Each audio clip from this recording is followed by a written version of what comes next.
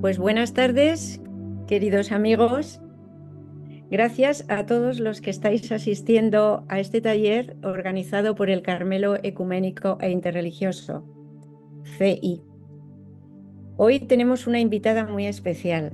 Se trata de María Toscano Liria. Nada especial. Mucho. Buenas tardes, María. Hola, buenas tardes a todos. Agradecemos muchísimo tu cariño y tu disponibilidad por compartir con nosotros no solo tu conocimiento, sino también tu vivencia. Gracias. También tu vivencia. El tema de este taller, como ya os lo hemos anunciado, es budismo, vacío y compasión.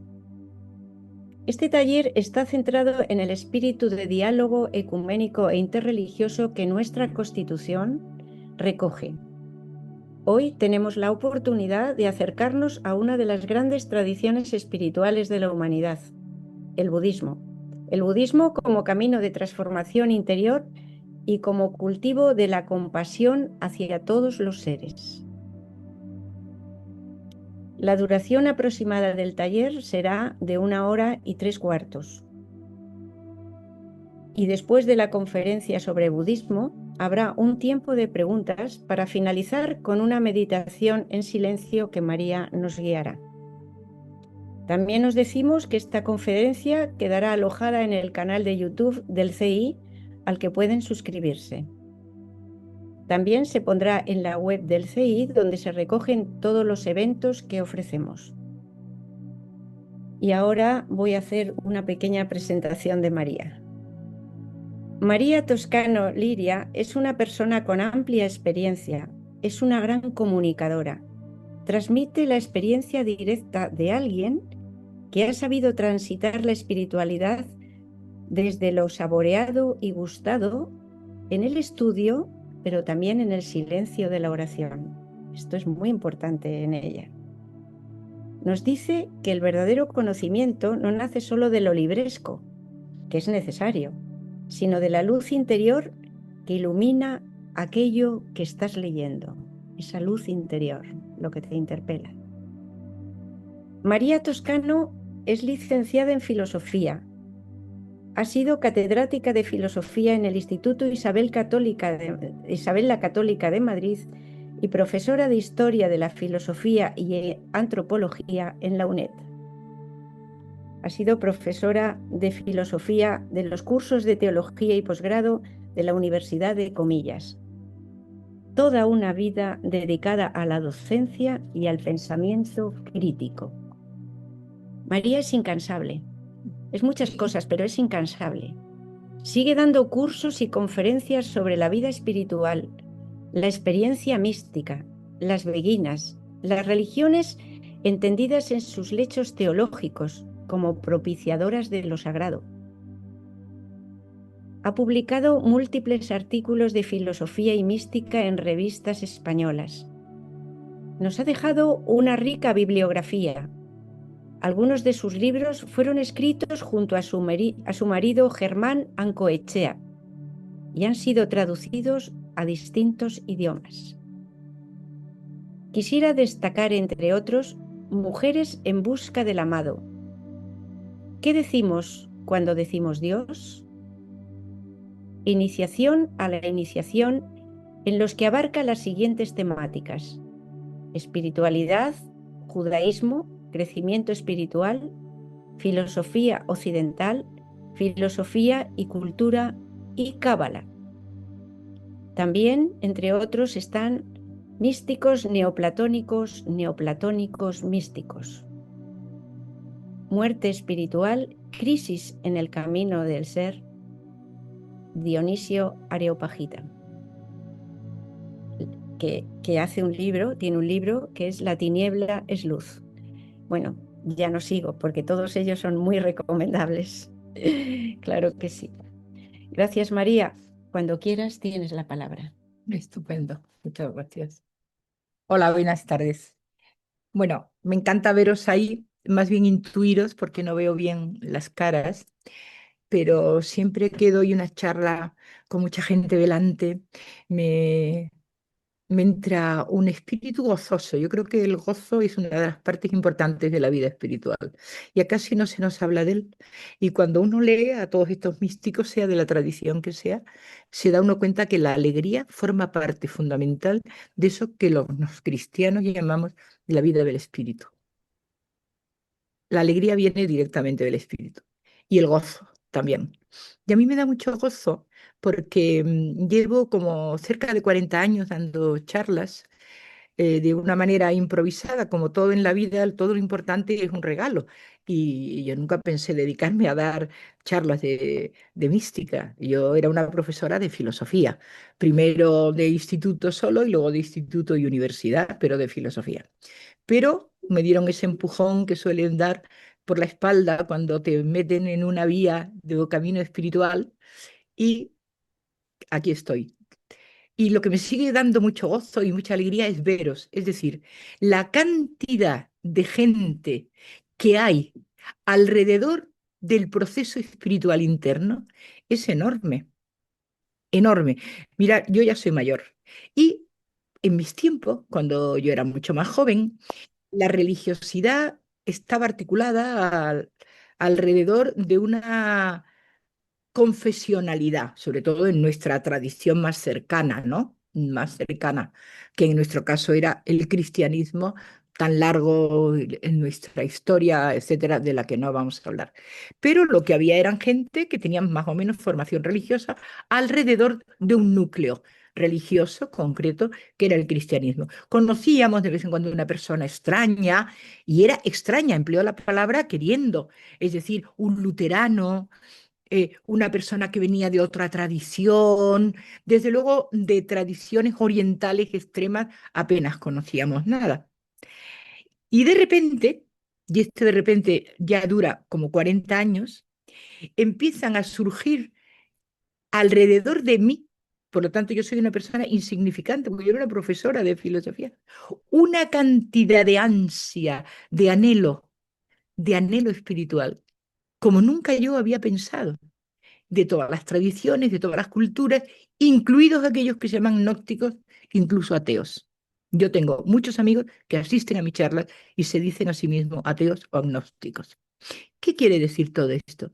Pues una cosa estupenda, maravillosa y gozosa, que el mundo, en medio de este caos terrible, donde parece que reina la mentira, desde luego el tema del dinero, que se ha convertido en el verdadero demonio de nuestro tiempo, el tema del dinero que provoca la guerra, el petróleo, todo este disparate del que no quiero hablar, todo eso que vemos a diario, no ha sido capaz de apagar un anhelo subterráneo, un gozo, un deseo espiritual, que yo, que no soy nada, lo noto a mi alrededor. Luego quiere decir que debe ser mucho y muy grande y muy poderoso. Y esa es la alegría que me da cuando asisto a este tipo de charlas, conferencias o clases. Yo hoy voy a dar una clase, porque es lo que me ha pedido Conchita, y mm, veo el anhelo que suscita, cuando veo que la gente está deseando oír, que la gente está deseando comprender y que la gente está deseando experimentar aquello que oye. Y para mí es lo que me motiva realmente a decir que sí. Germán y yo quedamos cuando ya él estaba mal y empezaba yo a hablar en público y nos mirábamos el uno al otro sorprendidos por esta especie de algo que surgía de fuera de nosotros.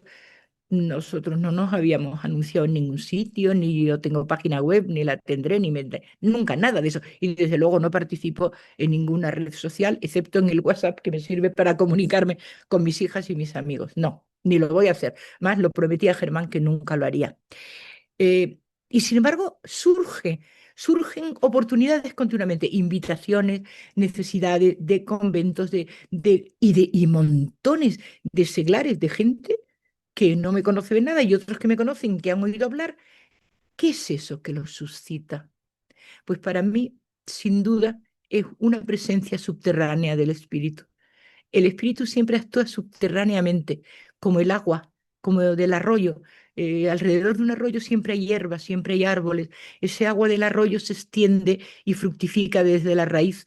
Y a mí me encanta cuando estoy delante de una pantalla que no veo la cara porque estoy mal de la vista, todas esas caritas, toda esa gente que está anhelando, no a oírme a mí, porque yo no soy más que un medio, yo soy en este caso igual que si fuera un ordenador, yo soy el ordenador. Yo lo que hago es que remito el anhelo del oyente a la fuente de lo que quiere oír. Yo me limito a transmitir una cosa que el oyente pide de mí que lo diga. Es decir, sois vosotros los que hacéis que yo diga lo que voy a decir. Es verdad que yo lo he preparado, que me lo he estudiado, que hace mucho tiempo que estoy en esto, pero no es eso lo que se busca. Vosotros no venís a buscar a mí, venís a buscar algo que es un anhelo que está en vosotros, que es muy importante y que vosotros dais salida o fuerza asistiendo a las clases, asistiendo a los grupos y, por supuesto, a los grupos de oración, a los grupos de acción, sobre todo de la intimidad contemplativa de la que yo soy tan defensora. Dicho esto, que nos sirve de presentación a vosotros y a mí, esto que yo he hecho es presentaros a vosotros y a mí, es decir, deciros quiénes sois y por qué estáis aquí. Y es muy importante que sepáis que estáis aquí, porque estáis llamados por un anhelo que no es vuestro, como tampoco yo. Yo me vi lanzada a esto de hablar en público hace cerca de 40 años sin comerlo ni beberlo. De repente, con auditorios de 400 personas, de 200 personas, de 15 personas. Nunca importaba el número, lo que importaba era el anhelo.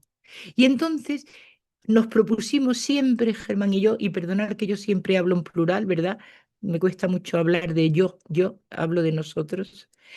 Germán y yo nos propusimos que siempre que un grupo, por pequeñísimo que fuera, anhelase y viéramos que había en él un auténtico deseo de ese misterio que llamamos Dios o como le queráis llamar cada uno, nosotros íbamos a decir que sí. Y eso es lo que hago.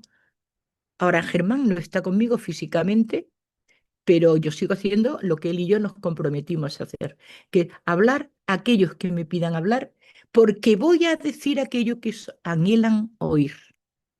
Así que esto está hecho entre las dos. No es solo mi parte, es vuestra parte.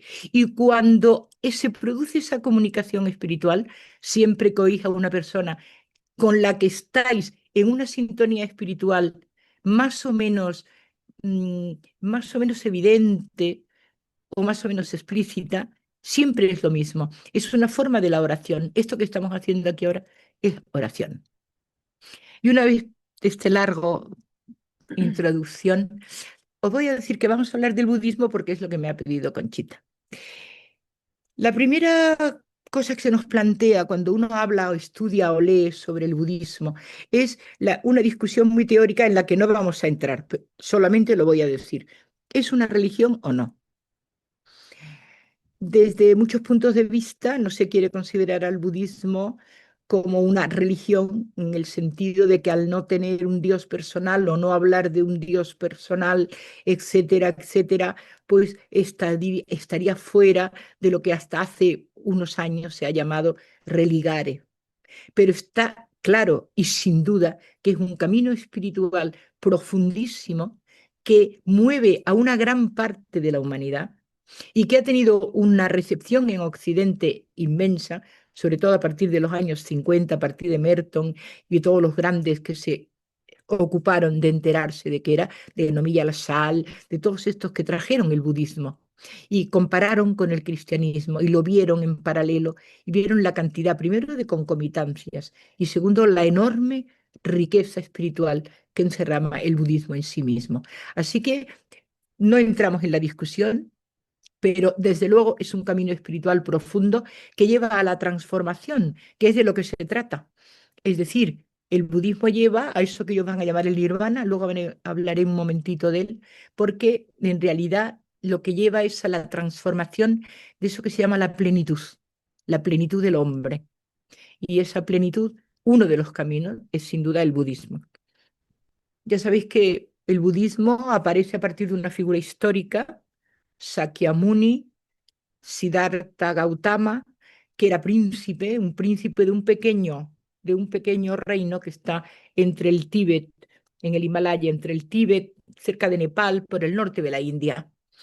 Reinaban los Sakyamunis, los Sakyas, porque se le llamó Sakyamuni sabio de los Sakyas. Muni es aquí sabios, el que practica la sabiduría. Y como todos sabéis, procede, perdón, como todos los grandes profetas, como todos los grandes hombres, como todos los que han fundado grandes caminos espirituales, de un proceso de conversión muy fuerte, de un proceso de cambio de la mirada, que en el fondo la conversión no es más que un cambio de mirada. ¿Eh? Él, un niño mimado, querido, que todo lo tenía, mujer, un hijo, un reino precioso, donde todo estaba especialmente cuidado para su felicidad, descubre un día, por casualidad, entrecomillado lo de casualidad, porque Dios pone por delante aquello que te hace tropezar en la piedra que te da el coscorrón, y ese coscorrón te lleva a la conversión del mundo. Y eso fue es que se encontró un viejecito desdentado, sufriente y terrible por la calle, y de repente descubrió esa cosa terrible que es la vejez. Pero la vejez entendida de un pueblo mísero, triste, angustiado, una vejez que no, horrible, seguida de la muerte. Y de repente aquel hombre joven, lleno de vitalidad, lleno de vida, con una esperanza total en la vida terrena, se encuentra de repente que hay una dimensión que él no ha descubierto todavía, que encierra una palabra nueva, la palabra sufrimiento. Y esa palabra va a resonar de tal manera en la cabeza de este joven príncipe que abandona una noche con uno de sus criados más queridos, sale por la puerta del palacio y cuando lleva un ratito fuera se cambia, el criado se pone vestido de príncipe, él se viste de criado y se adentra en el bosque. Él tuvo una larga temporada en el bosque, buscando aquello que no sabía lo que era. Es verdad que toda búsqueda seria empieza sin saber qué es lo que se busca. Quiero decir que la búsqueda verdadera de la vida espiritual uno no sabe muy bien con lo que se va a encontrar. Por eso se dice siempre que la llamada de Abraham era verdadera porque el pobre le dijeron, coge tus camellos, tus mujeres, tus hijos, todo, y ala, vete al desierto. ¿Y a dónde? No sabía dónde. Y por eso era Dios quien lo llamaba, porque no sabía a dónde. Porque las llamadas de Dios son siempre inciertas, inseguras. Dios no ofrece seguridades. No te dice, mira, el caminito está por aquí y va usted adelante. No, por eso Sakya, el príncipe Sakya, va al bosque y que se encuentra con un montón de ascetas pensando, ascetas hindúes, porque él pertenece a la religión hindú, ahora hablaremos de esto, que, que necesitan hacer ascesis para encontrar la felicidad. Pasaban hambre, un frío horrible, hasta que él se da cuenta de una cosa importante, que aquella ascesis exagerada lo único que llevaba era la pérdida de la salud del cuerpo y que aquella ascesis exagerada no le solucionaba a él el gran problema del sufrimiento. Entonces decide meditar y sencillamente se sienta. Lo que hace es sentarse, lo que va a ser luego el Zen, sentarse y sentarse debajo de un árbol, de una higuera especial. Y es debajo de esa higuera donde él sufre un proceso de despertar de tal manera que a partir de entonces se llama Buda, que significa el despierto. Despierta. Él de repente de su condición humana de príncipe pasa a asceta y de asceta pasa a vagabundo del bosque y de eso pasa al despierto. La grandeza de este despertar de Buda es que él no se quedó con lo que él había recibido. La grandeza de Buda está en que él reparte, explica a los demás, porque él lo describe una gran tentación. No, esto ya lo sé, ya sé, es mi camino, es el camino, ahora veremos cuál es el camino, pero para mí. Y venció esa tentación enorme, tan ególatra, una de las tentaciones ególatras del mundo espiritual, el mundo espiritual tiende mucho a la soberbia, ¿eh? A la soberbia. Me acuerdo que un abad muy amigo nuestro nos decía, hay que tener mucho cuidado, porque la soberbia y el orgullo es el gran pecado del monje. Bueno, pues también Buda tuvo esa enorme tentación.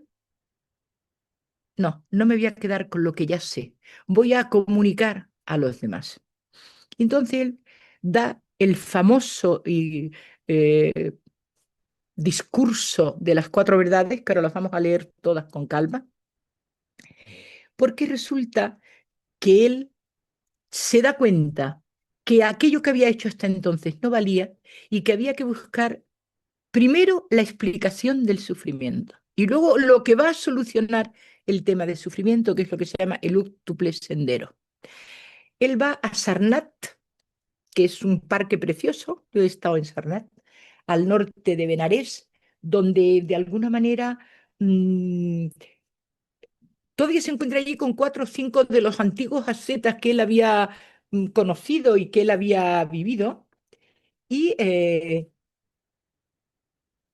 da lo que él llama esa primera charla, ese primer sermón, el de las cuatro grandes verdades del budismo. Y lo oyen cinco personas y una manada de siervos que andaba por allí, que por cierto todavía queda algún siervo, yo creo que en recuerdo de este sermón, han conservado todavía en Sarnat. Ya es mucho más reducido el parque, es mucho más pequeño, por lo visto era una extensión enorme, lo que vimos nosotros fue un parque grande lleno de pasto y de ciervos. ¿Cuáles son las cuatro verdades que ya conocemos todos y que él descubre como punto de partida de su reflexión? La vida es durca, la vida es sufrimiento. Y además con un realismo enorme. No es que haya aquí una depresión, una parte morbosa de hablar del sufrimiento, sino una afirmación. Todo ser viviente sufre. Y hay un sufrimiento íncito en la naturaleza de lo creado. Segundo, ¿cuál es la base de ese sufrimiento? El deseo. Tercero, ¿qué hay que hacer? Salir de esta situación de sufrimiento. ¿Y cómo lo hacemos? Venciendo el deseo, anulando el deseo. Si yo anulo el deseo, anulo también el origen de todo el sufrimiento. Y por último, ¿qué hay que hacer?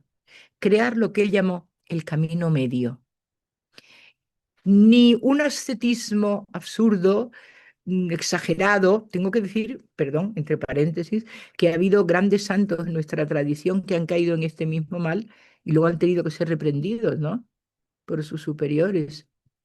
Mm, Suso, el gran Suso, el caballero de la sabiduría, uno de los grandes seguidores de Écar y de los grandes místicos renanos, tuvieron que llamarle la atención porque se moría porque decidió no comer y no beber y no hacer hasta que estaba en un estado tal de debilidad que se moría. ¿Por qué? Porque es una mal entendida forma de entender la ascética, muy mal entendida, de una forma tremenda. Diré, no es el momento ahora, que esto ha llegado arrastrando en el cristianismo mucho, influido por el neoplatonismo, todo el desprecio a la materia, al cuerpo y no sé qué, todos esos disparates que se nos han dicho y se nos han contado hasta el siglo XIX. Yo he conocido gente de mi edad que llevaba silicios puestos, de mi edad. Tengo 79 años, no soy del siglo XIX. Llevaba silicios puestos. ¿Qué quiere decir? Que eso ha sido una enorme influencia negativa de toda búsqueda espiritual mal interpretada. Buda se dio muy pronto cuenta que ese ascetismo no llevaba a ningún sitio y que había que buscar ese término medio que ya había dicho Aristóteles, que dijo Aristóteles un siglo después, ahora hablaré de esto, de él, siglo y medio después de él, que in medio virtus, que en medio de todo está la virtud. Es decir, lo bueno está siempre en el término medio. Eso fue lo que hizo Buda, buscar el camino medio que llamó él. Antes de esto quiero decir que es muy interesante observar que Buda pertenece a una época de la historia de la humanidad, que es la segunda mitad del siglo VI, que se ha llamado por los grandes estudiosos, sobre todo por Jäger, que fue uno de los grandes estudiosos de la filosofía griega, la época axial, el eje del mundo. A partir de ese eje, hacia allí, es lo que podríamos llamar un mundo antiguo anterior, y a partir de ese eje aparecen en la historia de la humanidad grandes hombres, hombres y mujeres. Lo que pasa es que en un principio de los que conservamos memoria son de los grandes profetas de Israel, de los grandes místicos orientales, desde Buda a Lao Tse. Para mí, el taoísmo es de las más sublimes de las doctrinas orientales, sin duda.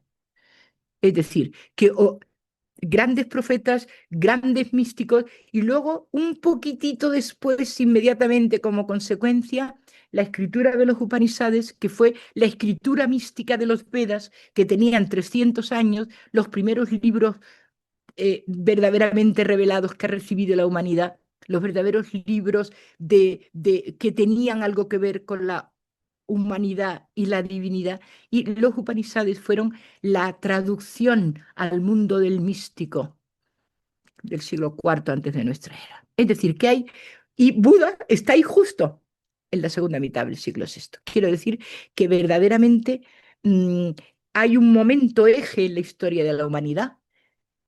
Puede que nosotros estemos llegando a otro punto eje de la humanidad.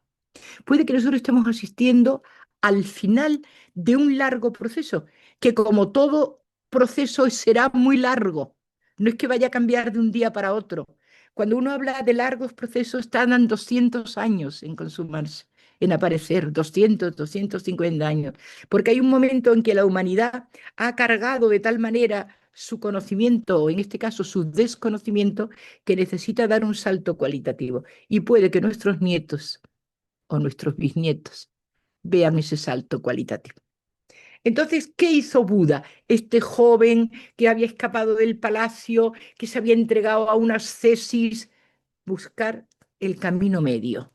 Voy a buscar un camino medio que además sirva no solo para mí, sino para la felicidad de todos los seres vivientes. Al Buda le interesa que todo ser viviente alcance la felicidad, una felicidad de plenitud, de totalidad. Voy a leeros y a comentar lo que significan las 8 o el óctuple sendero, porque es muy interesante pensar que él da un modelo de comportamiento, que él propone un modelo de comportamiento. Y esto es importante porque ante o delante o previo a todo mundo místico, es decir, a todo mundo de experiencia profunda, previo a eso hay lo que podríamos llamar el comportamiento correcto. El comportamiento correcto es previo a la entrada en el proceso místico. Cuando nosotros estudiábamos aquellos manualitos que estudiaba yo cuando empecé, primero la ascética, luego la mística, bueno, todo eso tenía un fondo de verdad. Lo primero es encontrar el modo correcto de la forma de vivir para poder dar el salto a la mística. Ocurre un poco como con el enamoramiento, porque la vida mística en el fondo no es más que un enamoramiento, un profundo enamoramiento. En ese previo enamoramiento existen otros tipos de contactos previos, de conocimiento, de charla, hasta que se produce el fuego del enamoramiento. Y esto es importante porque la moralidad no es el objeto de mis charlas, sino la condición sine qua non de ellas. No se puede avanzar hacia un mundo de vida espiritual profunda de plenitud si previamente uno no vive de una manera correcta. Vamos a enumerarlos. Siguiendo las expresiones de Buda, lo primero es un juicio adecuado, empleo la palabra adecuado que equivale a correcto. Es decir, un juicio razonable acerca de las cosas. Segundo, una intención ordenada. Me iba a parar un momento en lo de la intención. Estamos en un momento, ustedes y yo, que hablamos o se habla mucho en general de la atención. La atención. Hay que estar atento, la atención, el despertar en todos los cursos de mindfulness y de relajaciones. Y yo digo que mucho antes que lo de la atención está la intención. Lo primero que hay que purificar es la intención. ¿A dónde intendo en latín? ¿A dónde tiende lo que tú quieres hacer? ¿A dónde tiende tu objetivo? Es la purificación del objetivo lo primero que aparece en la vida espiritual. Cuando uno quiere nada más que ese objetivo, no lo que el objetivo me va a dar de regalo, de bienestar, de felicidad. Yo no puedo orar para estar contento. Yo no puedo orar porque voy a conseguir la tranquilidad. Eso no es orar, eso es otra cosa. Eso es otra cosa muy legítima.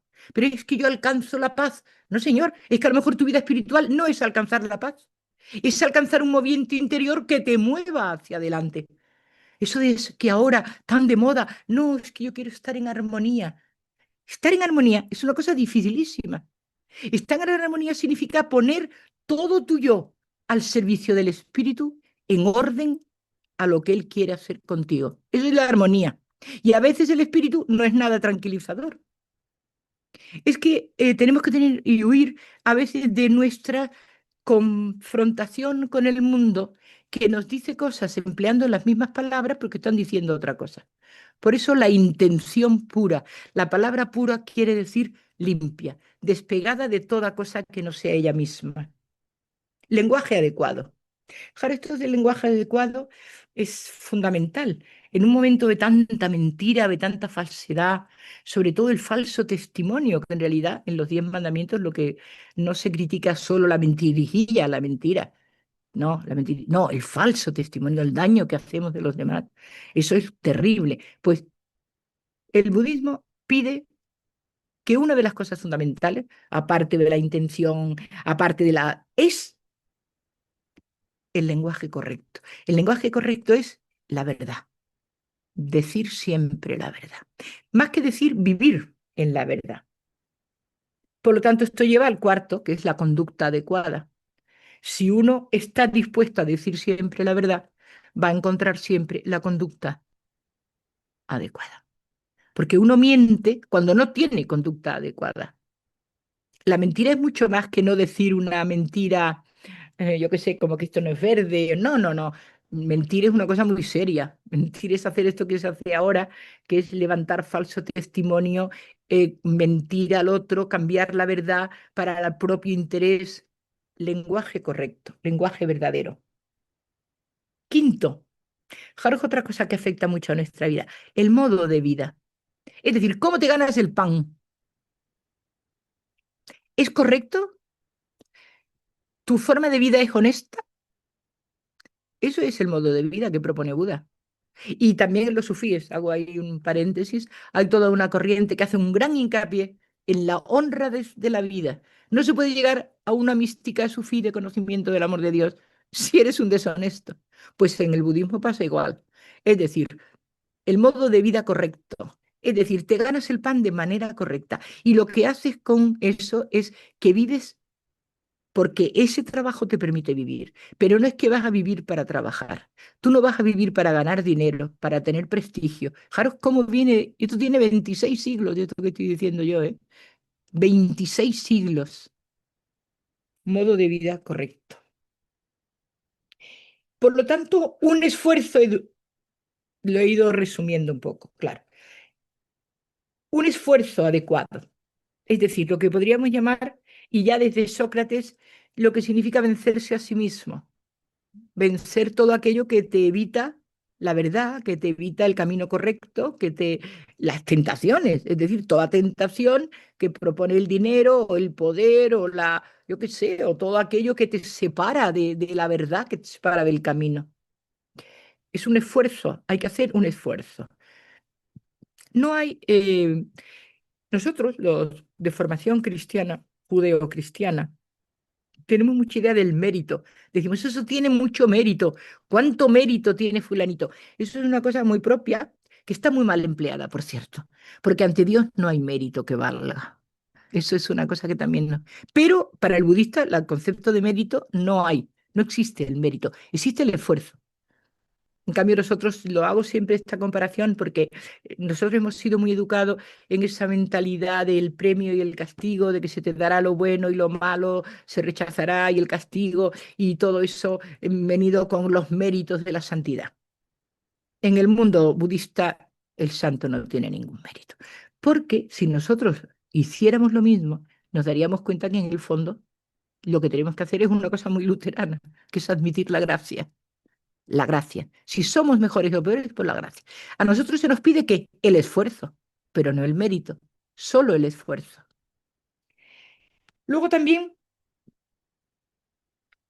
tener en nuestra mente los pensamientos y las ideas adecuadas, ¿no? Mm, buscar lo que ellos llaman la eterna bondad. Esto es muy importante, ¿no? De Jesús se dijo, pasó haciendo el bien. De Buda también. Buda tuvo una larga vida, murió a los 80 años de un cólico, porque comió cerdo. Esto hay que saberlo. Ese gran asceta muere de un cólico. Muy importante esto, porque lo habían invitado a comer y tenía cerca de 81 años. ¿Eh? Él vivía en el mundo. ¿Y qué hizo durante esos 60 y casi 70 años que se dedicó en su vida? Predicar, orar, enseñar y retirarse en los meses de lluvia, los 3 meses del monzón, se retiraba en absoluto y absoluto silencio a meditar. Pero los 9 otros, Buda estaba caminando por la India y por Nepal, caminando, consolando, llevando, enseñando. Esto conviene decirlo de Buda, porque uno se lo imagina siempre sentado del árbol Budi, sentado en total iluminación. Y resulta que la iluminación no es una cosa así tan fácil. La iluminación llega, en nuestro caso, hablamos del Espíritu Santo, de la gracia, y cuando llega la iluminación, producto del esfuerzo y de la aceptación de la realidad. Y por último, la concentración adecuada. Es decir, aquí ya hablamos de ese esfuerzo que hace falta, de lo que nosotros, en nuestro lenguaje, llamaríamos estar atento a las palabras o al espíritu de Dios y estar atento. La concentración es simplemente limpiar los oídos. Nosotros, decía Urs von Balthasar, somos el pueblo de la escucha. Escucha, Israel, el Señor tu Dios es solamente uno. Ese Israel no es como se cree el loco de Netanyahu, solo el Israel. Ese Israel es el pueblo entero de la humanidad. Es la humanidad. Escucha, Dios es solamente uno. Y lo amarás con todo tu corazón, con todas tus fuerzas, con toda tu alma. Somos el pueblo de la escucha. Y el octavo y último de los modelos que propone Buda es la concentración, el oído atento, el oído limpio. Tiene que estar limpio el oído para oír bien. Por lo tanto, Buda propone un camino intermedio de esfuerzo, de honradez, de dignidad del hombre para alcanzar con esa concentración última y esa actitud interna, esa iluminación. La iluminación es alcanzar la verdad que viene de arriba, que es una verdad que uno cree que ha fabricado, pero que en el fondo lo que ha hecho es ponerse a disposición, que decimos los cristianos, ponemos a disposición de la voluntad de Dios. Hay conceptos muy, muy grandes en el budismo. Bueno, quiero decir que Buda no escribió nada, por supuesto, y que los primeros escritos, perdón, importantes sobre budismo se escriben 200 años después de Buda. Esto es muy importante tenerlo en cuenta. En el mundo antiguo era la memoria lo que funcionaba, la recitación, eso que se llama el salmodio, repetir unas verdades que se repiten continuamente en la tradición para poder conectar con el interior. No se escriben hasta casi 200 años, porque en el fondo los evangelios empezaron a escribirse 40 o 50 años después de Cristo, hasta el de San Juan, que es el último, que tardó 90 años. Pero en el caso de Buda, tardaron muchísimo. Y hay lo que se llama el canon palí, que es lo que tiene como ordenado y sistemáticamente lo que se llaman las enseñanzas y la doctrina, porque ha dado origen en su desarrollo histórico a dos tipos de budismo. Al budismo hinayana y al gran budismo del gran vehículo. La palabra yana significa balsa, vehículo, lo que te lleva a la espiritualidad, lo que te lleva a la plenitud. El primero, el Hinayana, es para monjes, es lo que llamaríamos nosotros el camino de la puerta estrecha, el camino de las verdades doctrinales. Ellos se atienen al canon palí y que es ese resumen de la doctrina, etcétera, etcétera. Pero el gran vehículo, el Anayana, es el del gran vehículo, el del que cabe todo el mundo, el de los laicos, el mundo de la felicidad para toda criatura viviente. Y no se atiene tanto a la doctrina como a la vida de Buda. Es decir, el primero es doctrinal, de creencias profundas, de una vida sometida, la vida en los grandes monasterios budistas es una vida austera, dura, y buscan una cosa fundamental, que es la salvación espiritual de uno, mi salvación. En el Hanayana, o si queréis decir en el gran vehículo, es la salvación de todos, la salvación de la humanidad. En el primero no hay dioses, solamente es uno mismo con su propia salvación, que se la labra a uno mismo, y para ellos Buda es un modelo prototípico de sabiduría. Para el Hanayana, el gran vehículo, la felicidad es para todos, la salvación es para todos, y además todos deben aspirar a la iluminación. No se consigue solo. Por eso se genera lo que se llama la sangha.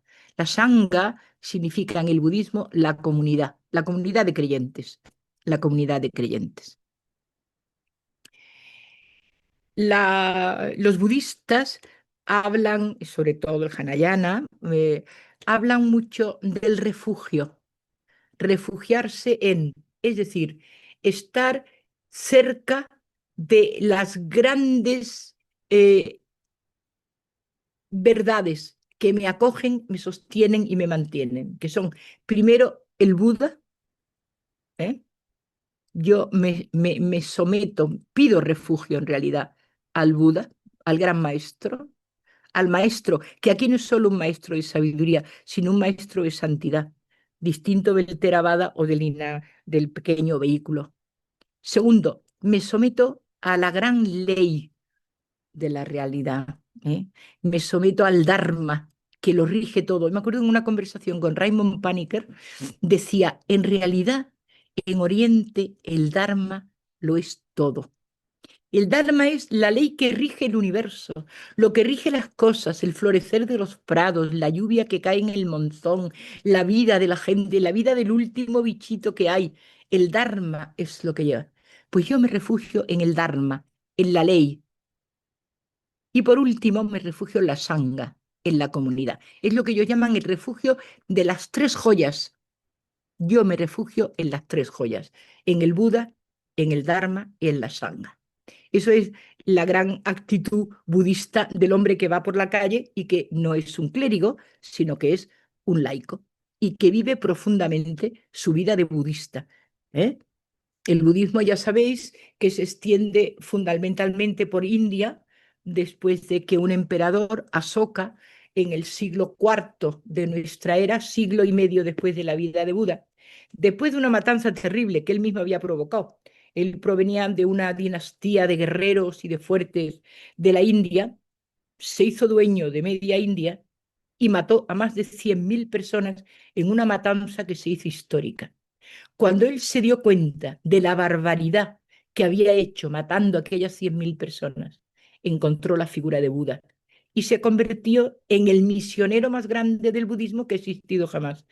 Asoka creó monasterios, fundó comunidades, recorrió todo su imperio, un imperio gigante que era prácticamente toda la India, Sri Lanka, todas las islas de alrededor, y extendió el budismo como forma de reparar su propia eh, su propio disparate. Por lo tanto, el budismo es una forma de salvación. El budismo es un camino de plenitud. El budismo, lo que pasa es que, y esto me gusta mucho decirlo cuando hablo de religiones, los lechos teológicos donde se forman las religiones o los caminos espirituales tienen mucho que ver con la gente, con el clima, con el paisaje, con lo que se come. No, lo que se vive tiene mucho que ver con todo eso que llamamos cultura. No es porque sí, no es...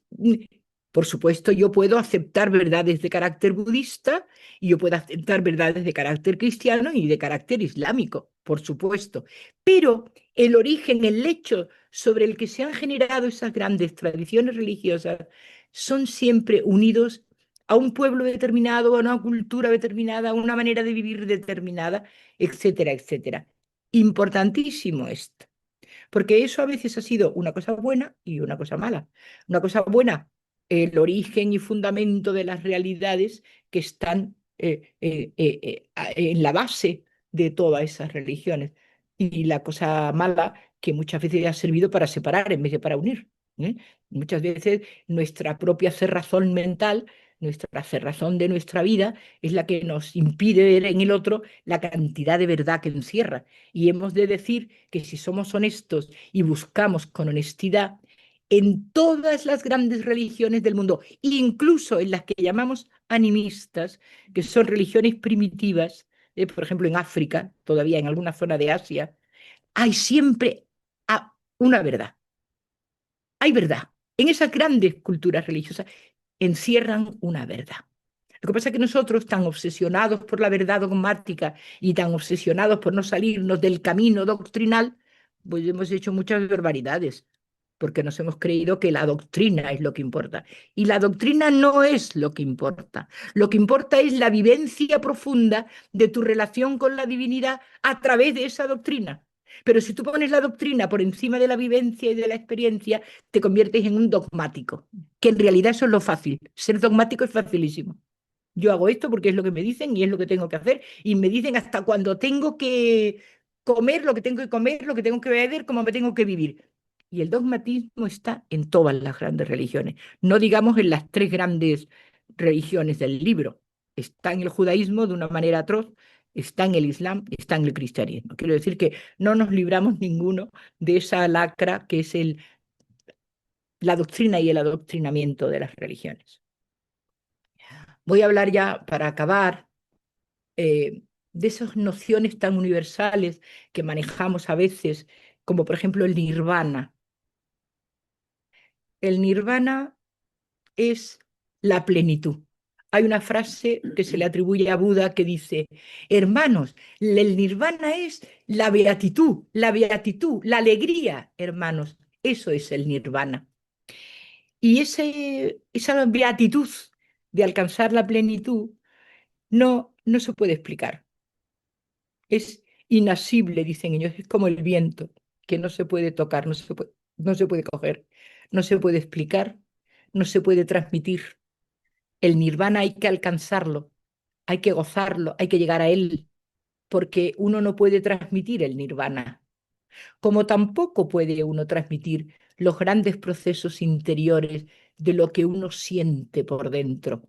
No se puede porque es una de las grandes cosas que tienen las grandes verdades internas de cómo las vivimos, que gracias a que no podemos decirlas, se convierten en algo puramente experiencial y maravilloso, como es tu propia relación con la divinidad, etcétera, ¿no?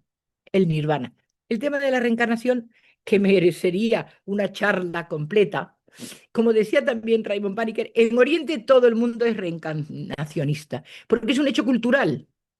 Lo que pasa es que, claro, a nosotros nos llega la parte un poco más fácil, ¿no? Uno se muere y reencarna inmediatamente. Y puede reencarnar desde un gato hasta a un ser humano en función de cómo ha sido tu vida. Bueno, eso es una forma muy simple de entender la reencarnación. Primero, porque no hay nada que reencarne.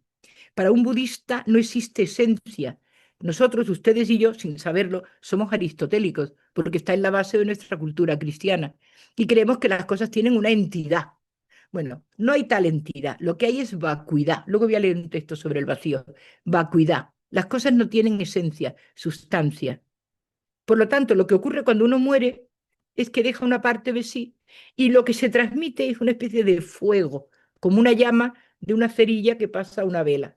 Lo que pasa es el fuego, la vela, no la vela misma, no la esencia misma de la realidad.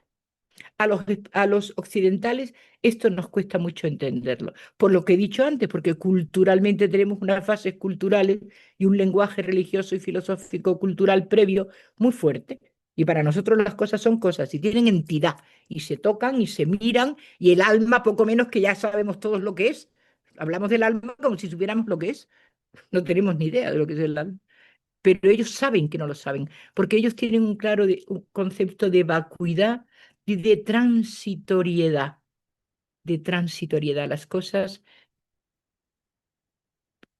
casi no tienen más que un soplo, un momento.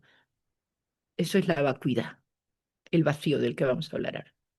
Por lo tanto, esas grandes concepciones del budismo, como el nirvana, la reencarnación, son maneras muy culturales de entender que cuando uno ahonda y profundiza, se da cuenta que tienen una sutileza espiritual mucho más grande. Y ahora voy a hablar de dos cosas y ya acabo. Lo prometo, porque no puedo seguir hablando más tiempo. Sí, sí. ¿Qué hora es? ¿Tengo tiempo? Sí, Ay, qué bien, qué claro que bien. sí. Bueno, es que siempre me agobio con lo del tiempo. Sí. Primero, el vacío. El vacío es vacuidad. El vacío es aquello que no está porque lo que está es puro vacío. No es el vacío nuestro de la nada, sino un vacío pleno de significado, pero de significado, de plenitud, de totalidad, de, de lo que, de lo que hay. Y ese vacío genera una vacuidad, una sutileza de la realidad que no es sustancial como es para nosotros. Voy a leer un texto que encontré el otro día en un libro de Merton sobre el vacío, que me parece interesante. Ya sabéis que Merton, bueno, el gran místico y con una vida muy especial, la de Merton, ¿no? Primero casi pintor, lo recorrió Europa con su madre hasta que se hizo monje en Getsemaní, en América, y se dedicó a escribir. Gracias a él tenemos un gran mapa de lo que es la vida espiritual interna, que hasta entonces apenas había escrito sobre misticismo contemporáneo, Merton. Pero Merton, los últimos años de su vida, estuvo en Asia y se quedó completamente impresionado por el budismo. Y dice una cosa muy bonita aquí del vacío, que os voy a leer. Vacío, vacío de pensamiento. Sentado en silencio ante un escritorio de mi despacho y con la mente manantial lo pone como con un guión en medio, tranquilo, tan sereno como el agua. De repente, un súbito trueno. Las puertas de mi mente se abren de golpe y ahí está ese hombre viejo sentado en toda su sencillez. Esto es un, una especie de definición sutil, sentado, quieto, con un vacío que te rodea y de repente un trueno puede hacer alcanzar en ti que todo aparezca con sentido. Eso es lo que nosotros llamamos en nuestra tradición la llamada. Las llamadas que se han producido en la vida de los grandes santos son así, repentinas, impensadas, no, no creadas por el propio hombre, ¿no? No, no hay otra forma de entenderlo, ¿no? Y él dice aquí en este mismo libro, que se llama La vida interior y el budismo, que es un librito pequeño de Merton, una definición de contemplación de ese estado de vacío que contempla y que en el fondo lo que hace es estar pendiente de la otra cosa que contempla cuando uno deja de ser, porque cuando uno deja de ser es cuando ve al otro. Esto es una cosa muy interesante cuando uno tiene que educar la mirada. Educar la mirada es una parte fundamental de la vida espiritual. La contemplación es un amor sobrenatural, un conocimiento simple y oscuro. No queremos tener de Dios una evidencia. No, es un conocimiento simple y oscuro, infundido en la cima del alma, en la cúspide del alma, que decía también el maestro Eckhart,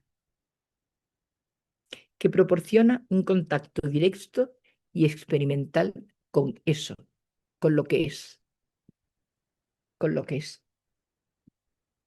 Eh, Todo lenguaje que tiene algo que ver con la vida espiritual profunda no es un lenguaje directo, inmediato, es un lenguaje que hace alusión a símbolos que solo aquel que ha experimentado algo parecido puede entenderlo. Por eso a veces nos cansamos de leer místicos, porque como no todos tenemos esas experiencias, nos cuesta mucho trabajo alcanzar. Pero, sin embargo, sí que aluden, hacen alusión a una cosa que sí nos puede llegar dentro. Porque yo sí que creo, como el budismo mahayana, que todos estamos llamados a la iluminación. Absolutamente todos. Y por último, la gran compasión. La gran compasión forma parte íncita, íntegra del, del budismo. Hay por ahí un texto pequeñito del Dalai Lama que se llama así La Gran Compasión y está con un prólogo de Richard Gere. Si lo encontráis por ahí, os gustará mucho. Y ahí se habla de la gran compasión como el verdadero camino de la plenitud del hombre. Sin compasión no hay plenitud. Si no eres capaz de sufrir el sufrimiento del otro y con el otro, tú no puedes alcanzar nunca jamás ni la felicidad ni la plenitud. Hay un librito también de Paul Kniter, Knite, que se llama Sin Buda yo no sería cristiano. Ese es un libro precioso. Y dice, el sufrimiento en el fondo no es más que la divinidad viniendo hacia mí. O si queréis, la divinidad viene hacia mí a través del sufrimiento de los demás. Esto es importantísimo, porque muchas veces hemos confundido la palabra compasión con la palabra lástima. La palabra compasión no es lástima, no es que me dé lástima, es que padezco con esa persona el sufrimiento profundo, que puede provenir de muchas causas psicológicas, mentales, físicas, materiales. Ahora, eso sí, el sufrimiento es una afirmación del budismo. Estamos en el sufrimiento, partimos del sufrimiento, vivimos en el sufrimiento. Por lo tanto, hay que huir del sufrimiento, no solo mío, sino quitar del sufrimiento al otro. Y para eso hace falta mucha templanza, ahora hablaré de la templanza, mucha fuerza y una gran ecuanimidad. La templanza es propia del manso. Si os acordáis de las bienaventuranzas, bienaventurados los mansos que poseerán la tierra. Nadie nos ha explicado qué es eso de la mansedumbre. La mansedumbre es una cosa importantísima. La mansedumbre hace falta una fuerza enorme para ser manso. La mansedumbre implica la ecuanimidad ante el sufrimiento, ante el deber, ante lo que hay que hacer, y una fortaleza de espíritu profunda para mantener la mansedumbre. No sé si sabéis que en las plazas de toros, cuando hay que conducir al toril, a los toros bravos, quien ponen delante es a 5 mansos. Los mansos son el doble de tamaño que un toro y van pacíficamente conduciendo a los bravos que vienen detrás hasta donde tienen que ir. El manso es poderoso, fuerte, tranquilo, da seguridad. Por eso la manada de los toros bravos le sigue. Esto es muy importante, ese símil, porque nadie nos habló nunca de la mansedumbre. Y en el budismo la mansedumbre tiene una gran importancia, porque lo primero que tienes que educar para educar tu propia compasión es tu propia mansedumbre, tu fuerza capaz de mantener esa situación de fuerza con lo demás. Uno no puede deshacerse con el sufrimiento del otro. No sé, si se deshace, se destruye, no vale para nada, no le puede ayudar. Uno tiene que mantenerse en la mansedumbre. Y otra cosa que a mi juicio cuesta muchísimo es la ecuanimidad. Ser ecuánime, es muy difícil ser ecuánime. nosotros juzgamos, siempre juzgamos. Incluso cuando ayudamos a otro, juzgamos. Nos es muy difícil mantenernos fuera del juzgar. Juzgamos a los demás continuamente, juzgamos su actitud, lo que hacen. Es tremendo esto, porque mantener la ecuanimidad significa que me mantengo fuera del problema sin tomar partido, sin decidir el bien y el mal, sin saber si el otro ha hecho bien o mal, mantenerme fuera, de manera que pueda ayudar ecuánimamente a todos aquellos que lo necesiten, sean quienes sean. Y ahora voy a decir una cosa todavía más difícil. Ayudar al que lo necesita, ayudar al débil, es relativamente fácil. Lo difícil es ayudar al que todo le va bien, ayudar al feliz, al que tiene todo. Esa es la ecuanimidad. Educarse en la ecuanimidad es uno de los grandes esfuerzos de la vida espiritual. Dice Pablo, Dios no hace acepción de personas, no las hace. Ante Dios todo el mundo es igual, incluidos los malos, malos, malos, que nosotros no lo podemos ni comprender. Por lo menos yo no lo puedo comprender. A mí me cuesta mucho trabajo ser ecuánime. Y sin embargo me doy cuenta que la ecuanimidad es la parte esencial de la verdadera compasión. Yo tengo que aprender a amar al otro, por supuesto, en su debilidad, en su vulnerabilidad. Entre otras cosas porque al amar su vulnerabilidad estoy amando la mía propia. En el fondo, cuando nos encontramos con la vulnerabilidad del otro y con la debilidad del otro, es con la mía con la que me estoy encontrando. Yo estoy encontrándome en mi vulnerabilidad, en mi debilidad, en mi pequeñez. Si soy capaz de amar al otro en eso, también estoy amándome a mí mismo. Me estoy perdonando a mí mismo, estoy comprendiendo. Pero lo que resulta difícil es querer al otro en su estado de felicidad, querer el bien de los otros, querer el bien de los otros. Tenemos que hacer esfuerzos muy profundos y serios para aprender a alegrarnos con el bien de los demás, porque alegrarnos con el bien de los demás es un principio básico de la compasión. Eso es muy importante porque casi nadie nos lo dice, ¿verdad? Porque tener fácilmente pena, compadecerse del otro, que no es la pena, sino la pasión con el otro, es relativamente fácil. Pero cuando se te pide que el otro, todo lo que está delante de ti, quieres que sea feliz, desde una hormiga a un planeta. Para un budista no hay diferencia, porque nada tiene en sí una entidad verdadera. Todo es vacuidad. Y lo que importa es la forma de vivir la felicidad de todo ese proceso externo que se nos muestra formando parte del mundo en el que nosotros vivimos. Y al mostrar esa felicidad por lo que se muestra, lo que está ahí, nosotros estamos amando el universo tal como es, sin querer cambiarlo.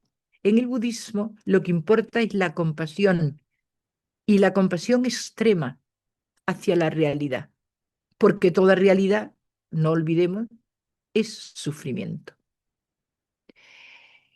Así que la gran compasión forma parte de la esencia misma del budismo. Y eso culmina en la figura del bodhisattva.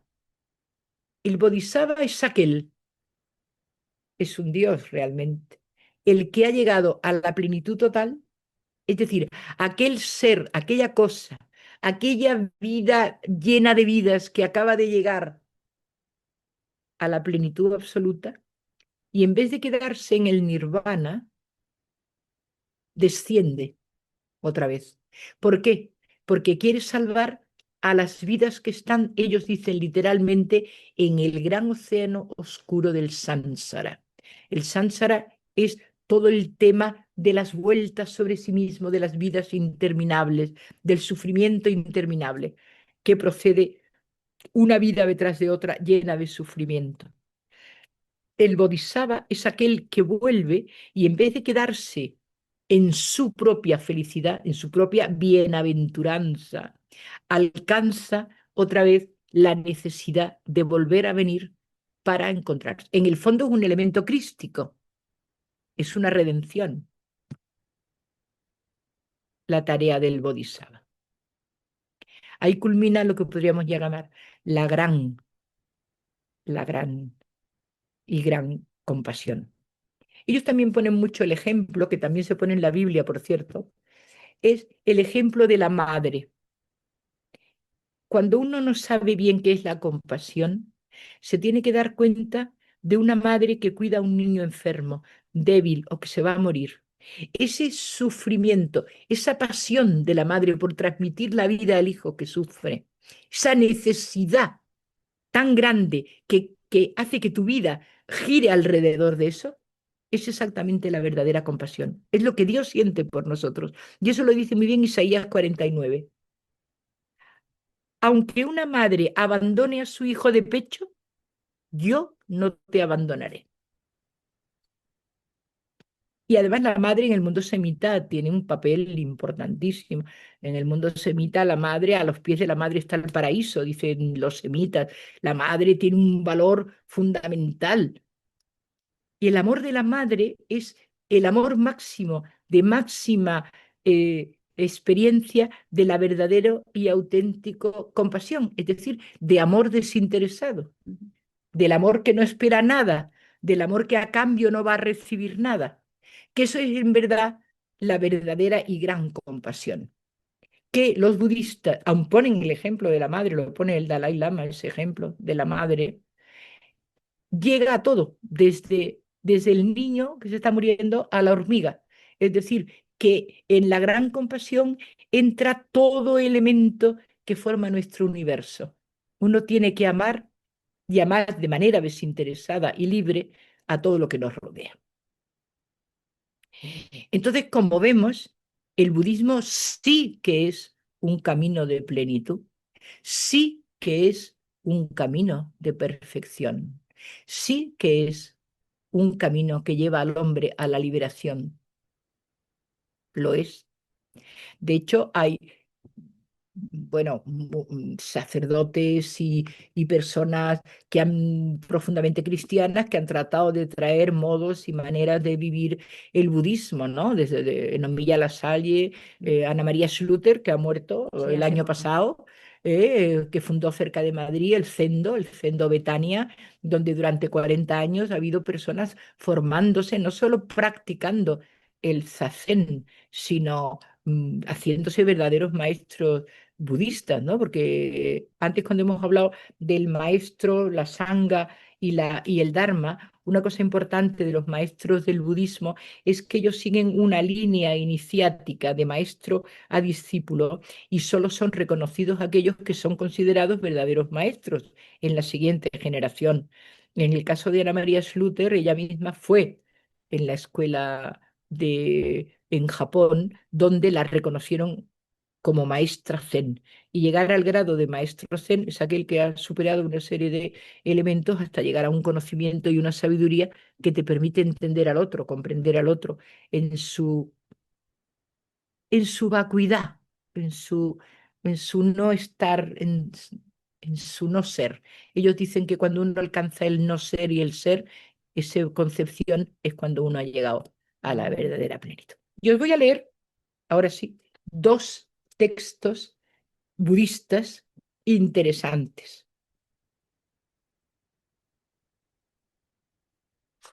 Primero uno que está escrito por un maestro Hatkin, en el siglo XVII nuestro, o sea, es relativamente reciente. No lo leo entero el poema, ni el otro tampoco, pero expresa muy bien todo lo que hemos dicho aquí. Desde el comienzo, todos los seres son Buda, como el agua y el hielo. Sin el agua no hay hielo, sin nosotros no hay Budas. Cuán cerca la verdad y qué lejos la buscamos. Es como alguien que grita en el agua, tengo sed, o como el hijo de un hombre rico que vaga pobre por la tierra. Así, si nosotros volvemos hacia adentro y mostramos nuestra verdadera naturaleza, que es el ser no ser, nuestro propio ser no ser, dejaremos atrás todas las palabras, es decir, toda la realidad que es vacua. Qué vasto es el país del samadhi sin límites, es decir, de aquel que ha alcanzado la, la iluminación. Qué transparente la luz de la sabiduría. ¿Qué hay fuera de nosotros? ¿Qué necesitamos? El nirvana se muestra continuamente sin velo ante nuestros ojos. Son poemas que expresan perfectamente una espiritualidad de la perfección humana, de que nada es necesario, de que todo es vacuo y que de mi propio yo es un no yo que vaga por la tierra en busca de lo que ellos van a llamar luego la tierra pura, ¿no? Y luego, uno de los poemas más bonitos que hay contra el tema del dolor del Mahayana, que dice, que cese el dolor en todo el mundo, que sea desterrado de los hombres, de las cosas, de todo lo que vive, que cada uno de los seres que poseen por sí mismos o lo han tomado el sentido incompleto de todo, quiera estar en la paz y en la salud. Que los amenazados, los aplastados por el miedo a reyes, ladrones o soldados, y todos aquellos que fueron condenados a muerte, que se mueven entre la angustia, la necesidad y el hambre, todos ellos crean en la liberación. Que los muertos de hambre y sed puedan comer y beber hasta hartarse, y que los ciegos puedan llenar sus ojos de formas y figuras, y los sordos sus oídos de música agradable. Que en ninguna parte se quiera recordar el dolor, ni oírlo nombrar, ni sentirlo al lado. Que todos deseen que todo sea agradable, bien presentado, brillante, y que esta felicidad vaya de unos a otros, hasta que les llegue a todos a la medida de sus deseos, y que todos ellos se cumplan y realicen en magníficos frutos. Que así sea. Gracias, María. Esto te lo puedes llevar si quieres. Gracias. Gracias, María. La verdad es que te estaríamos escuchando. Pero me ha pasado, ¿verdad? No, no, Está una hora y no, pico. pero Lo siento, ¿qué perdón. dices? Muchísimas gracias. Ya No. te digo que te estaríamos escuchando porque nos has transmitido con muchísima claridad esto que no conocíamos del budismo, Sí, gracias. claridad y vivencia y de todo. Así que de verdad, Nada. gracias, gracias, gracias. A vosotros por escucharme tanto rato. Lo No, como siento, por escucharte, lo es siento, una bendición lo que nos da lo el siento. cielo. Muchísimas gracias. Bueno, y ahora vamos a abrir un tiempo de unos 15 minutos para hacer alguna pregunta que nos haya quedado un poco a lo mejor menos clara. Sí, pidiendo que sean preguntas cortas, precisas, concretas, y pueden hacerse a través del chat o levantando la mano. Así que podéis abrir el micrófono en la persona que quiera hacer la pregunta.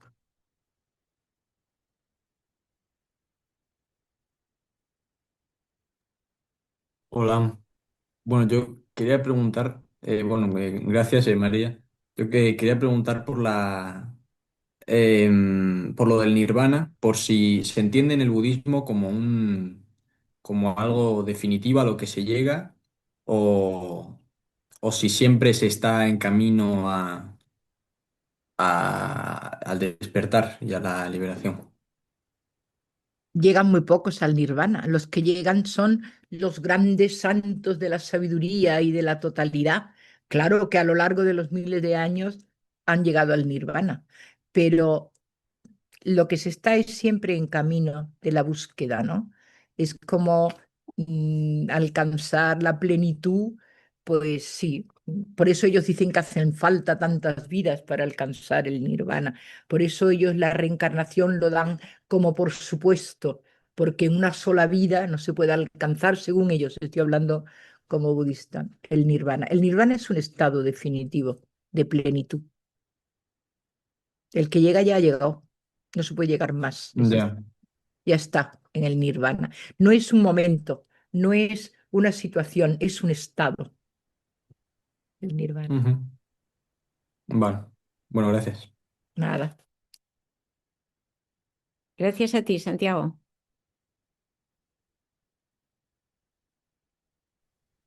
Tengo una pregunta. Me llamo Marisol. En primer lugar, muchísimas gracias por una excelente exposición tan clara y tan inspirante y gracias por acabar con dos poemas. Muchísimas gracias. Ah, Es sobre la práctica de la meditación budista y la práctica de la oración contemplativa cristiana. O sea, de la práctica. Yo durante varios años practiqué Zen en un centro cristiano, bueno, se llamaban las Vías de Oriente en Bruselas, donde vivo, y entonces éramos sobre todo cristianos, pero de vez en cuando budistas meditábamos juntos. Y ahí, según una técnica, Zen. Y en un momento yo no podía soportarlo más, porque en mi manera cristiana de entender la relación con el más grande, lo que está más allá, es la relación. Entonces dejé de hacer Zen y empecé a hacer meditación cristiana, que es más estar presente a la presencia donde hay una relación, ¿no? Entonces es algo que me sigue trabajando desde hace muchísimos años, porque hay gente que me dice, no, no, es las dos cosas, y yo tengo una amiga que forma parte del Zendo Betania y es católica practicante y practica Zen, ¿no? Entonces me gustaría saber cuál es su experiencia sobre estas dos maneras de meditar, si es lo mismo, no es lo mismo, confluyen, son compatibles, depende de la persona. yo Bueno, creo es que una pregunta muy confluyen, difícil. yo creo que confluyen, pero son muy distintas maneras de entender. Y cuando uno tiene una formación cristiana sólida, le cuesta mucho trabajo alcanzar ese sentido de la vacuidad, de no tener enfrente al otro con el que comunicarte, porque a nosotros desde niños, desde nuestra formación, siempre hay un otro, un más allá, una realidad, una trascendencia. Y prescindir de eso es a veces muy difícil. Lo que pasa es que el Zen tiene de bueno como purificador, como el que se lava en un sitio que hay que liberarse, ¿no? Digo desde el punto de vista cristiano. Viene muy bien practicar de vez en cuando el Zen como una práctica liberadora de la doctrina. Una de las cosas que decía Buda es que no había que hacer caso a la doctrina, no había doctrina. Él de hecho es una herejía, el budismo es una herejía del hinduismo, es decir, se escapa del hinduismo, se deja atrás todas las verdades de los Vedas y va por el camino simplemente de la práctica.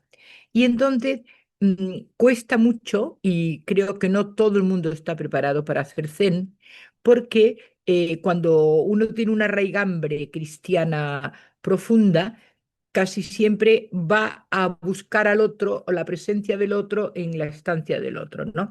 Y el zen lo que es simplemente un vaciamiento continuo para que ese vaciamiento dé origen en un momento dado a una chispa de la iluminación. Y por lo tanto comprendo perfectamente esa dificultad y no todo el mundo tiene por qué compatibilizar, aunque haya mucha gente que lo consiga, que le encanta. Yo creo que confluyen en muchísimas cosas. De hecho, Ana María era monja. Quiero decir que Ana María Schluter era una cristiana convencida y ya la Salle era jesuita. Quiero decir con esto que es un procedimiento compatible. No quiere decir que sea compatible para todas las personas, ni para todo el mundo igual, ¿no? A mi marido le encantaba la cábala y a mí el sufismo. Es un ejemplo para que veáis cómo las tendencias, los interiores, la manera de conectar interiormente, pues es muy personal, muy propio, muy único, ¿no? Y mucho más la vida espiritual. Lo que uno tiene que ser es honesto. Es lo único que se pide en el camino espiritual, sea el budista, sea el cristiano, sea el sufí. Lo que tiene que hacer es una honestidad radical, lo que se llama una limpieza radical de intenciones. Uno tiene que estar en ese camino porque busca realmente ese final de esa realidad que quiera alcanzar y la busca con honestidad, sin hacerse trampas en el solitario. Está muy bien eso. Sí, eso es muy importante para mí. Muchas gracias. No te tiene que preocupar si no compatibilizas, porque unas personas pueden y les gusta y les va y otras no. Lo cual no quiere decir que se rechace, sino simplemente que en concreto, en un momento dado, incluso en un momento tuyo personal, a lo mejor en otro momento sí, No, no sé, a mí no me preocupa, es algo que ya pasó, forma parte de mi camino Qué bien. espiritual, pero bueno, quería preguntar Sí, sí. y sobre este punto, porque para mí fue o sea, fue un punto de, estábamos haciendo zen y tuve que salir corriendo y era en un monasterio de benedictinas y me fui al coro a rezar las vísperas. Fue Fue absolutamente una radical. especie de chispazo de repente. Bueno, yo únicamente te aconsejaría que te lo tomes con más calma y que si alguna vez vuelves a practicar Zen, no salgas corriendo, sino que te des a ti misma el tiempo de ver si la práctica te sirve. Porque esa reacción es muy normal, muy lícita y muy normal, pero mm, es mejor darle siempre un tiempo a la práctica que uno inicie, sea la que fuere, ¿eh? Gracias, Marisol. Amelia, cuando quieras puedes Sí. ir tú. Hola.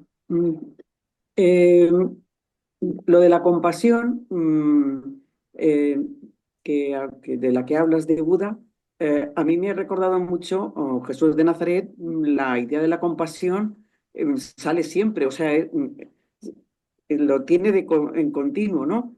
Y son 6 siglos de diferencia. Entonces, bueno, yo más bien creo que es algo propio del hombre muy interiorizado que le sale. No, no, bueno, pregunto, no creo que sea porque la filosofía de Jesús de Nazaret pasara con las caravanas y llegara hasta la India y se acabará conociendo también de forma, como tú dices, verbal, ¿no? No por escritos. Pero yo creo que más bien es independiente, ¿no? Que puede surgir lo mismo de distintas personas cuando son muy sinceras y muy interiorizadas, ¿no? Nazaret, yo no hablaría de filosofía de Jesús de Nazaret. En Jesús de Nazaret no hay filosofía, Bueno, he dicho filosofía por sin saber lo que, digamos, su propuesta o su predicación, no sé. por su propuesta. Ya, sí. Sí, por supuesto. Cuando los grandes seres humanos llegan a la misma fuente, beben el mismo agua. Claro, inevitablemente. Buda fue 600 años casi anterior a Cristo. Y la gran compasión marca completamente el pensamiento budista. Posterior será posterior, ¿no? 6 siglos antes de Cristo. 6 siglos antes de Cristo. Yo Claro, pensé que era el siglo sexto. siglo sexto antes de Cristo. Ya, ya, sí, sí, sí. 600 años antes de Cristo. Ujú, Del 622 al 485, creo, antes ujú. de Cristo.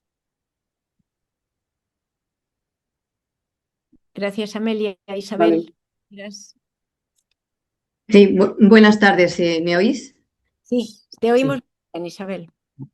Muchísimas gracias por tus palabras, porque de verdad valen la pena y llegan donde tienen que llegar. Gracias a ti por oír. Mira, yo quería hacerte una pregunta que a lo mejor no tiene mucho que ver con lo que has dicho, pero has hablado de budismo en general. ¿Podrías dar 2 pinceladas entre las diferencias que hay entre budismo tibetano y budismo zen? Sí, el budismo zen es una técnica que va de China a Japón en un momento dado por grandes maestros de la práctica espiritual. Y el zazen significa estar sentado y esperar la iluminación dentro de la vacuidad, del vacío. Pero el budismo tibetano, que fue llevado unos siglos más tarde al Tíbet, es un budismo muy activo, muy creativo, muy lleno de formas, de figuras, de rituales. Fíjate que el propio Buda huyó de los rituales, él no quería rituales. Y sin embargo, en el budismo tibetano, que casi siempre es el Vajrayana, que es lo que se llama el budismo del diamante, es mucho más elemento práctico de meditación, cantos, rezos, mudras, posiciones del cuerpo. Es decir, que en el budismo tibetano intervienen elementos culturales, volvemos al tema de la cultura, muy distintos al tema del origen del budismo primitivo y de hecho es mucho más tardío. Y sin embargo arraigó profundamente en el Tíbet. Es muy curioso en el Tíbet cómo viven ellos una vida de budismo todos, no solo en los monasterios, sino por las calles. Tú ves a la gente por la calle y te das cuenta que es budista su manera de acercarse, su manera de hablar, los mudras que hacen, las genuflexiones, todo en ello es de... Entonces el budismo tibetano es muy rico y mucho menos sobrio, Sí. el Mahayana, mucho menos sobrio que el budismo primitivo, por llamarlo de alguna manera. De hecho, allí hay monasterios mahayanas que es muy curioso porque los monasterios son casi siempre hinayanas, de la Theravada, de los budistas, del camino pequeño, del pequeño vehículo. En cambio, allí son todos prácticamente del gran vehículo, de la compasión por los seres, de la felicidad, de la búsqueda de la plenitud, a través de muchas cosas que se han ido añadiendo culturalmente. Los colores, las formas, las sinfonías, las grandes cantos. ¿Sabes lo que impresiona ver cómo tocan una especie Sí, de, que no sé cómo se llaman además, pero sí, sí, tuvo este. impactante y la forma en que la gente acude de todos los rincones de donde esté para encontrarse a meditar en el monasterio correspondiente, ¿no? ¿Y, Y y- y sí, el más cercano al budismo primitivo, cuál sería? ¿El Zen? no, el Zen es muy posterior. El Ah, Zen no nace hasta que fueron en el siglo sexto, séptimo de nuestra era, sí, unos maestros de China a Japón. Es mucho más, es casi, yo qué sé, 900 años después de Buda. Eso es lo muy que bien. el tema de los años, ¿sabes? Porque Sí, lo sí, ves sí. todo en la antigüedad y no, están completamente separados. El Zazen es una técnica. Muy bien. Pues muchísimas gracias, ¿eh? Muchas gracias. Gracias a ti, Isabel. Y François, cuando Hola, quieras. François, ¿qué tal? Tienes que darte el audio, François. No se te oye. Ábrete el audio. Ahora, Ahora. bueno, mira, muchas gracias por esta exposición sobre el budismo. Mira, que ya sabes que yo he pasado muchos años en medio de budistas. Entonces, una de las cosas a mí que me ha llamado muchísimo la atención allí es que la gran compasión, pues que no la he visto demasiado. Yo lo que me he dado cuenta es que hay en los países como Corea, bueno, China, Corea, donde yo he vivido, resulta que si te caes por la calle y estás rodeado de budistas, normalmente no te van a ayudar a levantarte. A- esto lo he vivido yo, ¿eh? Y entonces, a cambio, les tienes que pedir ayuda de una forma muy expresa para que te ayuden. Y entonces algunos me han dicho, no, es que no te van a ayudar para no estropear tu karma, para que si tú estás dispuesto, si tú estás aquí para sufrir, pues no te van a fastidiar ayudándote. Es que yo he visto unas cosas rarísimas allí. Es que los dogmatismos son malísimos, qué malos, en todas partes del mundo. Los dogmatismos, las cosas llevadas a su extremo, qué cosa más absurda, sí. Sí, pero esto lo he visto yo, lo he visto, por ejemplo, he visto gente con unas dificultades enormes para comer y todas esas cosas. Si van a llamar a la puerta del monasterio, allí les darán de comer, pero el monje nunca se va a ir a ayudar a la gente, a los que están necesitados. Yo jamás he visto eso allí. Eso es la caridad cristiana, que eso, Bueno, pero precisamente en Corea, donde había grandes necesidades, yo he visto que los que realmente se dedicaban eran los cristianos, los que se dedicaban a los demás. Y entonces, eso sí que lo he visto y me he ocupado de ellos durante 7 años. Pero resulta que los budistas, pues es que están muy bien en sus conventos. Eso sí, que lo he visto muy confortable. Bueno, muy confortable no, las cosas como son. Pero he ido muchas veces con ellos, he ido a hacer sesiones de oración, de días de oración con ellos y todo esto, o sea que muy acogedores, muy agradables, muy bien, pero a mí la gran compasión, pues no la he visto. sí, sí, es muy curioso eso que cuentas verdaderamente. No se ha llevado. Yo creo que el tema ese del karma ellos lo tienen muy mal asumido, muy mal comprendido a nivel popular, ¿no? Si está sufriendo, pues sufre. Es todo el tema que justifica el hambre en la India. Yo estuve en la India y en Tíbet en 2 ocasiones, y una de las cosas que no entendía para nada era cómo el sufrimiento del otro no te afecta para no intervenir efectivamente en el karma, ¿no? Pues lo mismo, Sí, es lo mismo. Y para mí, lo mismo. no en el Tíbet la experiencia fue mucho más dulce, más los monjes tibetanos y la gente que tratamos en el Tíbet fue mucho más abierta, pero en la India nos costó mucho trabajo. No, bueno, en China pues punto y aparte es que está lleno de comunismo y entonces no es un referente. Pero en Corea hay muchísimo budismo y es el budismo zen que hay allí y unos monasterios inmensos llenos de monjes y llenos de gente que se van a diario allí a estarse con ellos o a hacer oración con ellos, etcétera. Pues a mí me chocó muchísimo que no hubiera nada de lo que es la caridad cristiana, algo equivalente, no la he visto en absoluto. Seguramente por lo que cuentas son monjes hinayanas del pequeño vehículo que solo se No, yo ocupan. creo que es Mahayana allí. Sí, Eso es lo que a mí me han contado, que yo, no sé. yo No. repito lo que me han dicho. Bueno, Muchas muchísimas gracias, María. gracias a ti, muchísimas gracias. Gracias por tu experiencia, Sí, François. ¿verdad? Claro. Interesantísima. Y cuando quieres, Fátima, puedes, pero tienes que darte para que te veamos un poquito, ¿no? Sí, gracias. Parece ser que por ahorrar batería no permite que salga mi imagen, Me pero acaba la batería, además. justamente con este último planteamiento y lo que se vive actualmente de todas esas grandes religiones o caminos espirituales del pasado, es lo que justifica el principio de la revelación progresiva, ¿no? Porque 6 siglos después, Cristo, la divinidad de Cristo, nos enseña lo que es el amor, el perdón, ¿no? Te golpean en una mejilla, vuelve la cara y para que muestres tu humildad, tu perdón. Asimismo, sus hechos y sus palabras muestran lo que es realmente la compasión, ¿no? Como decía, padecer con el otro, ¿no? Y es porque la humanidad está pasando a nivel humanidad como grandes cursos, ¿no? Como un niño que pasa de educación infantil a primero de primaria y luego va subiendo de cursos, ¿no?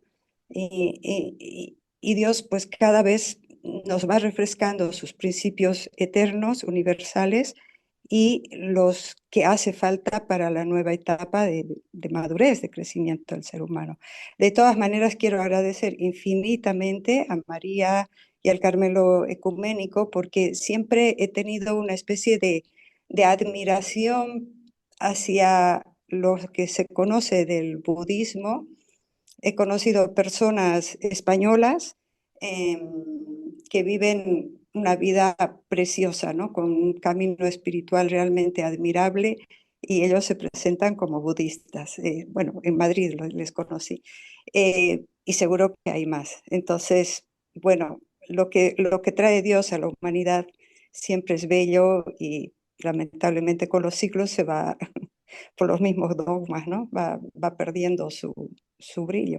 Muchísimas gracias, muchísimas gracias. Muchas gracias. Gracias, Fátima. Pues que el Señor nos bendiga, nos guarde de todo mal y nos lleve a la vida eterna. Amén. Amén.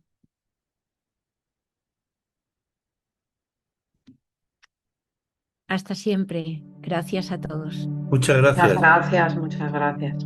Gracias por la paciencia que habéis tenido. Muchas gracias, María. Gracias. Muchas gracias. Muchas gracias. Muy buena Gracias. presentación. Muchas gracias. Gracias.